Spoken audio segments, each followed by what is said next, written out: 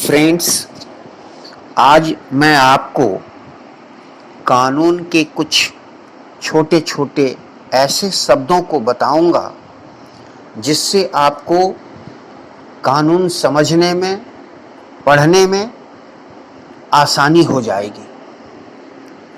सबसे पहला शब्द है लॉ। लॉ किसे कहते हैं? कानून किसे कहते हैं? किसी देश या राज्य का आधिकारिक नियम जो बताता है कि लोग क्या करें और क्या ना करें, इसे ही लॉ कहा जाता है। दूसरा है कोड। कानून को विस्तृत रूप से श्रृंखलाबद्ध व सुसज्जित कर लिखित दस्तावेज तैयार करने की प्रक्रिया को कोड कहते हैं। मैंने अपने पिछले एपिसोड में बताया था कि कोड और एक्ट में क्या अंतर है, वह आप देख लेंगे।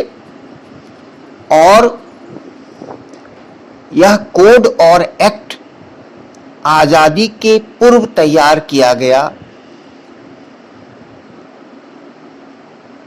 आईपीसी, सीआरपीसी और एविडेंस एक्ट को ध्यान में रखते हुए तैयार किया गया था। तीसरा है रूल। रूल किसे कहते हैं? इसे आसानी से समझें कि कानून के पालन के लिए जो नियम बनाए जाते हैं, जो सरकार नियम बनाती है, उसे ही रूल कहते हैं।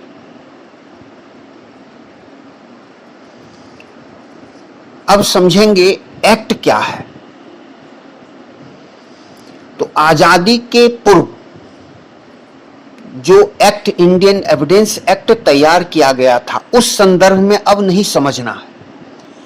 अब जो आजादी के बाद एक्ट की परिभाषा है वो ये है कि जब संसद द्वारा पास नियम राष्ट्रपति के हस्ताक्षर के बाद लागू किया जाता है, उसे एक्ट कहते हैं। वही कानून बन जाता है।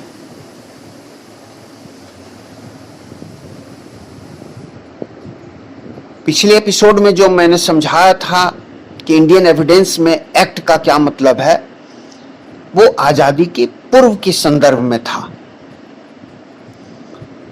अब आप समझिए कि सेक्शन किसे कहते हैं। एक्ट के अलग अलग खंड को समझाने में जो सहूलियत होती है, उसके लिए चैप्टर वाइज करके सेक्शंस बनाया जाता है। वही सेक्शन कहलाता है, ताकि आसानी से कानून को याद रखा जा सके, आसानी से उसे निकाला जा सके और आसानी से समझा जा सके। इसलिए एक्ट को सेक्शंस में बांटा गया है। ऑफेंस। ऑफेंस किसे कहते हैं? निर्धारित कानून के उल्लंघन को ऑफेंस कहते हैं। जो कानून बनाया गया, अगर उसका कोई उल्लंघन करता है तो ऑफेंस कहलाता है। यहां एक चीज यह भी समझना आवश्यक होगा कि क्राइम क्या है। क्राइम और ऑफेंस में क्या अंतर है?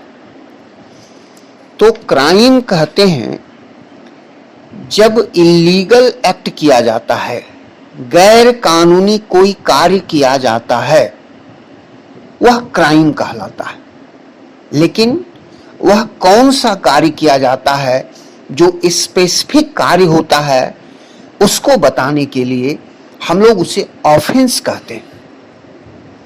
तो इलीगल एक्ट क्राइम हुआ और इलीगल स्पेसिफिक एक्ट वो ऑफेंस हो गया। यही दोनों में अंतर है, ऑफेंस और क्राइम में। इसके बाद आप आइए कि पनिशमेंट किसे कहते हैं। कानून के उल्लंघन पर जो कार्यवाही की जाती है वो आर्थिक रूप का दंड हो या शारीरिक दंड हो, उसी प्रावधान को पनिशमेंट कहा जाता है। फ्रेंड्स, मुझे उम्मीद है कि आप बहुत अच्छे से सरल भाषा में इन सारे शब्दों को समझ गए होंगे, ताकि आपको भविष्य में कानून समझने में, उसे पढ़ने में और उसे समझाने में आसानी हो जाएगी।